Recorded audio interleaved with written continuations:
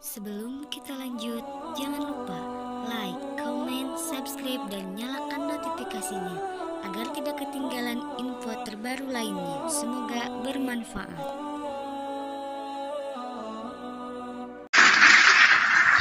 Ini Islam.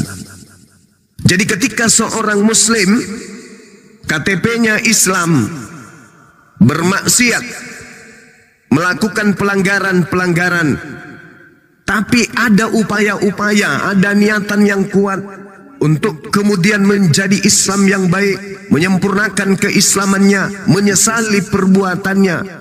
Ketika kemudian dia jatuh lagi, menyesal lagi, bertobat lagi, dan berusaha kemudian menjauh dari kemaksiatan tersebut, tapi tetap aja terjerumus, lalu menyesali, menangis, meminta perlindungan kepada Allah. Bukan karena sengaja, tetapi karena terpaksa, karena kondisi yang masih kemudian kita tidak bisa ungkap di sini. Menyesali dia, menangis dia kepada Allah, merintih dia kepada Allah, ya Rabb, sebenarnya aku tidak suka keadaan ini. Aku ingin keluar dari lingkaran ini. Berikan kekuatan, ya Rabb. Menyesal selalu, merasa bahwa apa yang dilakukan itu hal yang tidak benar, membenci perbuatan tersebut, tetapi tak ada upaya yang bisa mengeluarkan dia pada kondisi ini. Maka apa kata Allah?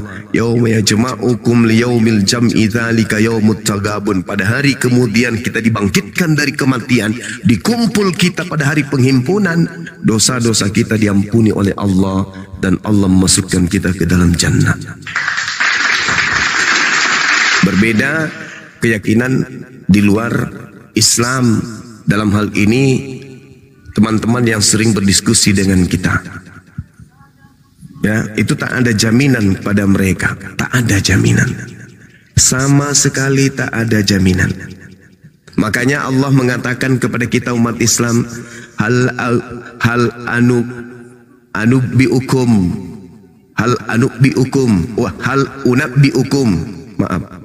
unabbiukum ala man tanazzalus syayatin. Itu kata Allah. Mudah-mudahan saya tidak keliru. Maukah aku beritakan kepadamu kepada siapakah setan-setan itu diturunkan? Tanazzalu ala kulli affakin athim. Mereka setan itu turun kepada setiap pendusta, pembohong yang banyak berbuat dosa. Jadi kalau ada orang yang suka berbohong, suka berdusta, itu tanda bahwa pada dirinya itu ada setan. Pendusta itu gitu. Apakah Tuhan itu satu? Satu.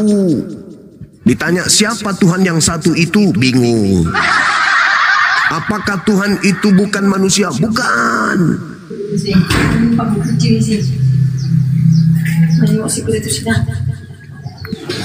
Juma, jangan ngambil-ngambil konsep kekristenan penebusan dosa. Jadi Allah mengatakan tanazzalu ala kulli affakin azim. Mereka setan ini turun kepada pendusta-pendusta yang banyak berdosa. Ditanya apakah Tuhan itu satu-satu? Apakah Tuhan itu maha kuat? Maha kuat. Apakah Tuhan itu maha hidup? Maha hidup. Apakah Tuhan itu maha suci? Maha suci. Apakah Tuhan itu kemudian mampu menciptakan segala sesuatu termasuk manusia tanpa ayah? Mampu. Pendusta, pembohong. Tuhan satu, tapi ternyata Tuhannya rame. Itu pendusta. Tuhan tidak mati, tapi yang disembah mati. Pendusta. Tuhan bukan manusia, bangun tapi lagi yang dia disembah manusia. Dari kematian. Itu pembohong. Yulquna sam'a wa aktsaruhum kadzibun. Mereka menyampaikan hasil pendengaran mereka, sedangkan kebanyakan mereka itu adalah orang-orang pendusta. Mereka itu pendusta, pembohong. Setiap kali dia berbicara tentang keyakinannya, yang terlontar dari mulutnya pasti kebohongan. Setiap kali dia meneguhkan imannya, yang terlontar dari mulutnya pasti dusta. Itulah kepada mereka lah kemudian hal unabbiukum ala man tanazzalus syayatin, kepada mereka lah kemudian setan-setan itu turun. Kalau kepada orang bertakwa, setan itu nggak berkuasa. Meskipun setan itu datang dari depan, dari belakang, dari kanan, dari kiri, tetapi orang yang bertakwa itu tidak akan bisa terjerumus ke dalam keinginan-keinginan iblis. Kalaupun jatuh, mereka akan bertaubat, bukan justru menyembahnya, menggantikan Tuhan dengan makhluk. Nah ini saudara yang baru mu'alaf, bahwasanya jangan kemudian gundah gulana ketika antum belum sanggup melaksanakan syariat Islam dengan sempurna. Yakini bahwa segala aspek yang antum lakukan, upaya yang kamu lakukan, saudara lakukan, itu dengan niat ikhlas beribadah kepada Allah. Jikapun kemudian dirimu tidak sanggup menyempurnakan keislamanmu, tetapi setiap kali engkau melangkah keinginanmu untuk melakukan Islam secara kafah, maka itu sudah bernilai sebagai orang yang soleh di hadapan Allah. Kelak dosa-dosa antum akan dihapuskan oleh Allah Subhanahu wa Ta'ala. Silakan. Insya Allah Bang Somad. Amin. Sama-sama. Jadi saya sedikit ceritakan pula ya, bahwa saya mengambil satu keputusan sekarang. Saya untuk sementara saya memperdalam sholat. Saya harus benar-benar sholat yang benar-benar sesuai perintah Nabi. Pertama sedang saya jalani, saya fokus. Saya setiap hari harus sholat. Jangan satu hari pun saya tidak sholat. Ya, Masya Allah. Iya. Sama yang bikin saya kagum, orang Islam, orang Muslim setiap hari berdoa, sholat harus wajib dilakukan. Jadi saya sebisa mungkin saya jangan ketika waktunya sholat, pasti saya punya guru di sini, ingat sholat ya. Di tengah kesibukan apapun, saya pasti harus berusaha. Sholat 5 waktu itu wajib saya laksanakan. Cuma hal sekecil ini pun jujur Bang, cuma saya belum mampu bisa untuk total. Itu yang sehingga saya memilih saya harus sholat secara baik setiap hari. Iya. Sholat. Iya, betul. Yang saya bisa sampaikan. Sholat saja kalau kita sebagai orang Islam, sebagai orang Muslim tidak mampu menjalankan, apa artinya saya menjadi seorang Islam? Yang bikin saya kagum itu sholat Bang. Berdoa setiap hari 5 waktu, bayangkan. Nggak ada dimiliki oleh agama lain yang saya ketahui Bang. Iya. Tujuan kita dicipta oleh Allah, wa ma khalaqtul jinna wal insa illa liya'budu. Di situ dikatakan, aku pencipta langit dan bumi, tidaklah menciptakan manusia melainkan hanya untuk beribadah. Ibadah, apa itu ibadah? Ketundukan terhadap perintah-perintah Tuhan. Jadi umat Islam itu semuanya ibadah. Yang sedang kita lakukan ini ibadah. Dari rumah ke kantor itu bernilai ibadah. Dari kantor pulang ke rumah itu bernilai ibadah. Oleh karena itulah semua amalan, semua pekerjaan yang dilakukan oleh umat Islam bernilai pahala. Makanya saya kagum ketika kemudian membaca Bible. Yesus berkata apa? Perbanyaklah harta surga. Sebab harta surga itu tidak dimakan karat. Ternyata harta surga itu setelah saya pelajari Bible, itu adalah amalan-amalan soleh.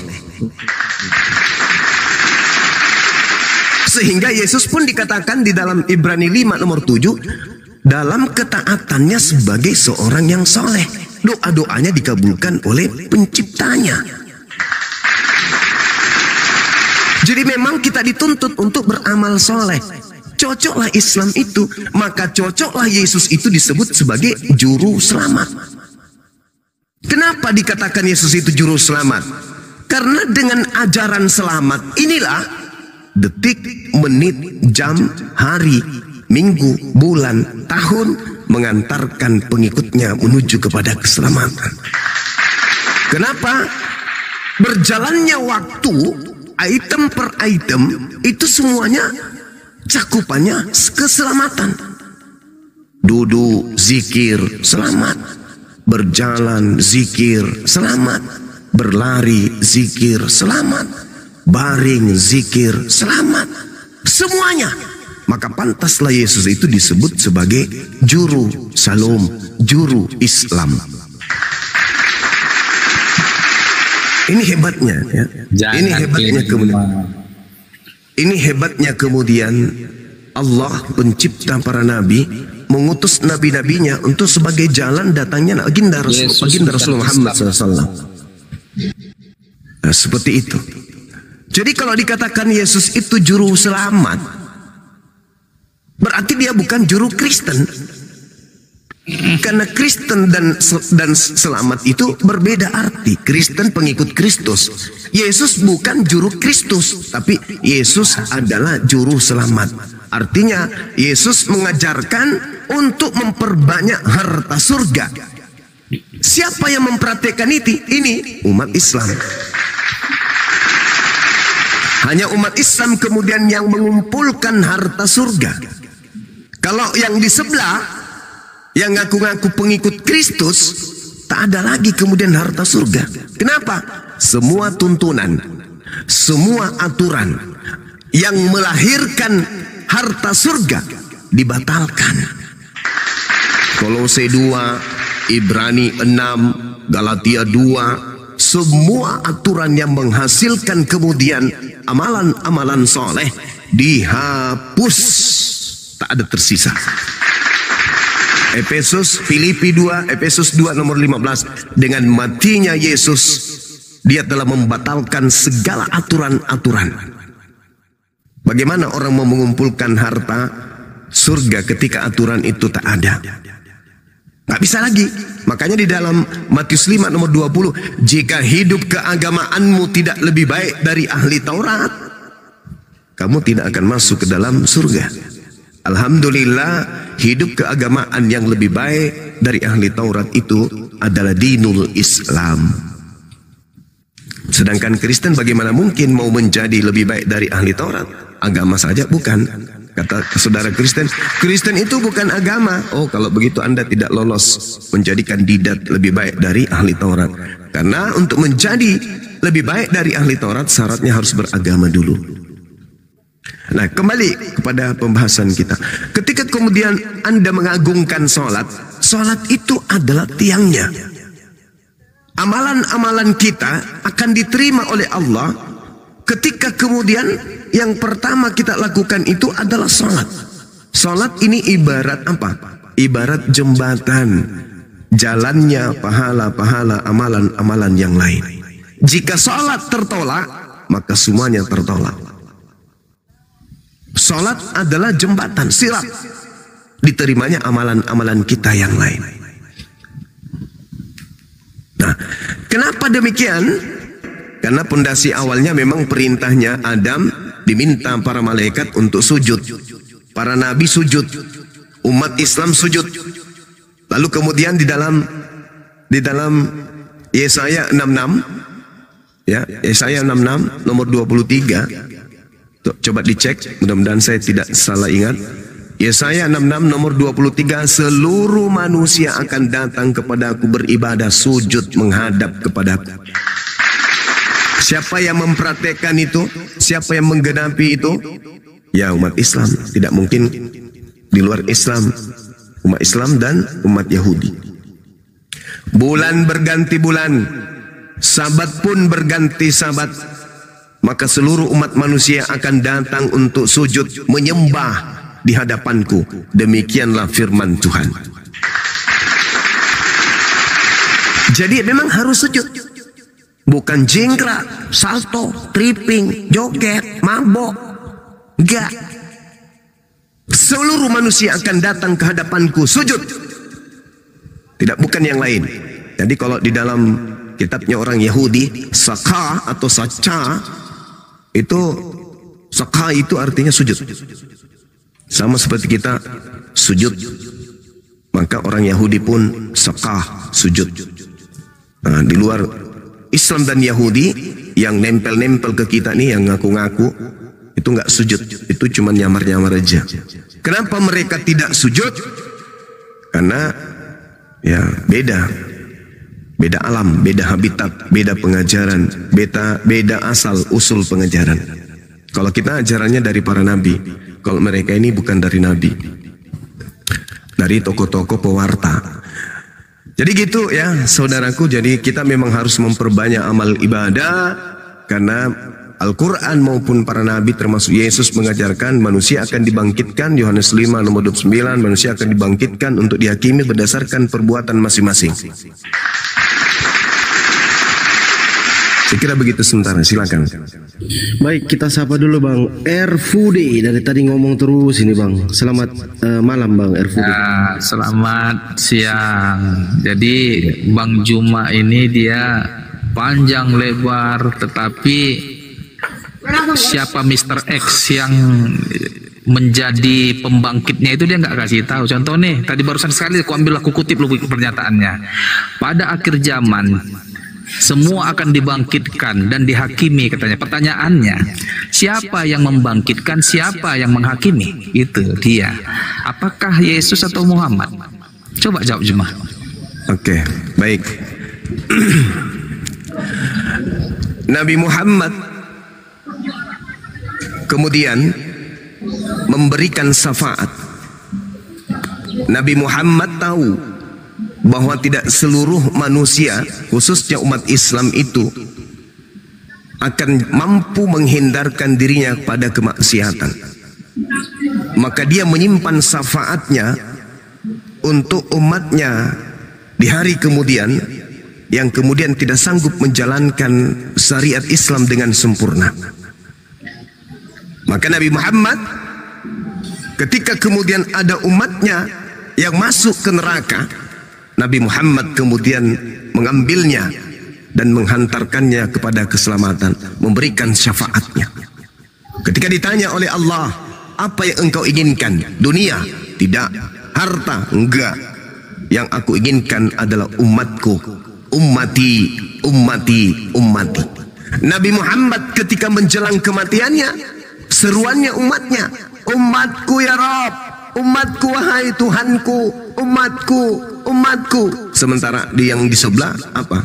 Yang diteriaki, Eli, Eli lama sabaktani, Tuhanku mengapa engkau meninggalkan aku? Padahal katanya Tuhan. EGP dengan kalian yang menuhankan aku, yang penting aku selamat dulu. Tuhan, mengapa kau meninggalkan aku Tuhan? Kalau Nabi Muhammad, subhanallah, umat, pertanyaannya cuma siapa yang membangkitkan mati? Siapa yang menghakimi? Saya belum selesai, saya akan sampai ke sana. Biar dapat poinnya. Sabar, saya akan sampai ke sana. Umatku ya Rabb, umatku, selamatkan mereka ya Rabb, umatku. Yang satu, selamatkan aku Tuhan, mengapa kau meninggalkan aku? Tiba-tiba ada sekelompok manusia cupu yang menganggapnya akan dibangkitkan dari sosok yang tak sanggup melakukan apa-apa di hadapan Tuhan. Di dalam Al-Quranul Karim, Allah justru menghakimi oknum tersebut. Wa iskalallahu ya Isa bin Maryam, a'anta qulta linnas. Wahai Nabiku Isa, manusia yang kuutus sebagai nabi tanpa ayah di tengah-tengah Bani Israel, apakah kamu yang mengajarkan manusia-manusia tanpa kepala ini untuk menuhankan dirimu selain daripada aku? Qala subhanaka ma yakunu li an aqula ma laysa li bihaqqa. Maha suci engkau ya Allah, ya Tuhanku Rabbus samawati wal ard. Aku tidak pernah mengajarkan kepada manusia-manusia tanpa kepala ini untuk menuhankan diriku. Aku hanya mengajarkan kepada mereka, sembahlah Tuhanku dan Tuhanmu. Ma qultu lahum illa ma amartani bi an ya'budullah rabbi wa rabbakum. Wahai Maria, jangan kau sentuh aku. Pergilah kepada saudara-saudaraku, katakan kepada mereka, aku pergi kepada Tuhanku dan Tuhanmu. Nabi Isa turun kemudian, tak ada satupun manusia dari ahli kitab yang tidak akan beriman kepada Nabi Isa alaihissalam. Semuanya akan beriman.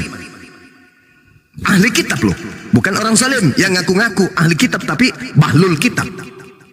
Nah, ketika dikatakan Nabi Isa turun menghakimi, dia turun untuk mengatakan apa?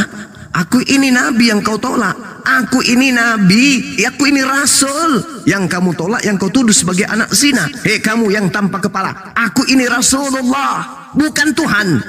Penyahlah daripadaku, kalian semua adalah pembuat kejahatan. Ini kata Al-Quranul Karim. Wa idza husyiran nasu kanu lahum a'da wa kanu bi ibadatihim kafir. Apa yang mereka sembah di dunia selain daripada aku, kata Allah, akan menjadi musuhnya nanti di hari kiamat. Dan pemujaan-pemujaan yang mereka lakukan terhadap selain daripada aku, termasuk Nabi Isa, termasuk Yesus, akan menjadi musuhnya dan akan diingkarinya. Pada hari terakhir nanti banyak orang memanggil aku Tuhan. Bukankah kami bernubuat mengusir setan bermukjizat pakai namamu? Pada saat itulah aku akan berterus terang kepada mereka, enyahlah daripadaku, aku tidak mengenal kalian, kalian semua adalah pembuat kejahatan. Wa idza husyiran nasu kanu lahum a'da. Apa yang mereka sembah kelak akan mengusir mereka, kelak akan mengingkari pujaan-pujaan, pemujian-pemujian, penyembahan-penyembahan yang mereka lakukan terhadap Al-Quranul Karim. Justru oknum yang datang di tengah-tengah Bani Israel dihakimi oleh Allah. Wa isqalallahu ya Isa bin Maryam a anta qulta linnas, wahai Isa yang kuutus tanpa ayah, apakah engkau yang mengajarkan mereka menuhankan dirimu? Qala subhanaka ma yakunu li an aqula ma laysa li bihaqqa. Yohanes 4 nomor 22. Aku dan muridku menyembah apa yang kami kenal, kalian menyembah apa yang tidak kalian kenal. Ma qultu lahum illa ma amartani bi ani abudullah Rabbi wa Rabbakum. Aku mengajarkan muridku sembahlah Allah Tuhanku dan Tuhanmu. Dia turun ke bumi berdasarkan Bible. Mohon maaf karena saya pasti lebih belajar Bible daripada Anda. Berdasarkan Bible, Yohanes 12 nomor 48, kedatangan Yesus untuk yang kedua kalinya tak lain dan tak bukan adalah untuk memberi efek jerah kepada dia yang telah melanggar segala firman dan yang menolak perkataan-perkataannya ketika dia menjadi nabi rasul bagi Bani Israel. Barang siapa yang menolak aku, tidak menerima perkataanku, dia sudah ada hakimnya, yaitu perkataan yang pernah aku katakan kepada mereka. Perkataan itulah kelak nanti yang akan menjadi hakimnya di akhir zaman. Ma qultu lahum illa ma amartani bi ani abudullah Rabbi wa Rabbakum. Lalu kenapa bukan Nabi Muhammad? Nabi Muhammad ajarannya sudah sempurna. Al-yauma akmaltu lakum dinakum. Pada hari ini telah kusempurnakan ajaran agamamu dan aku ridha Islam sebagai jalanmu. Maka Allah kemudian mengatakan, setiap kebenaran sudah aku torehkan melalui dinul Islam. Barang siapa yang mau berislam silakan, barang siapa yang mau kafir terhadap Islam silakan. La ikraha fid din. Lah, titik tumpunya di mana?